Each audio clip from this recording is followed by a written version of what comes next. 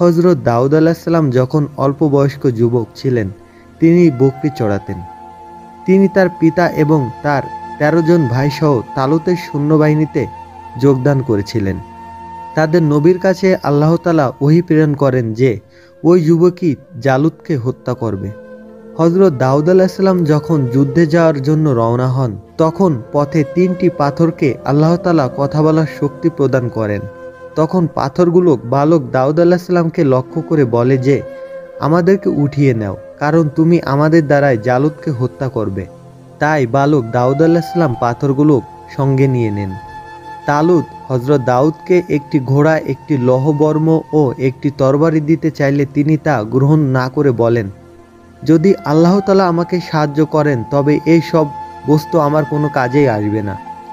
এজন্য তিনি ওই সব বস্তু সেখানেই রেখে দেন এবং ওই পাথরগুলো নিয়ে দুশমনের দিকে অগ্রসর হন। হযরত দাউদ আলাইহিসসালাম বেঁটে এবং অসুস্থ ছিলেন। তার বর্ণ ছিল হলুদ। শক্তিশালী জালুত যখন তাকে দেখলেন, তখন তিনি বলেন,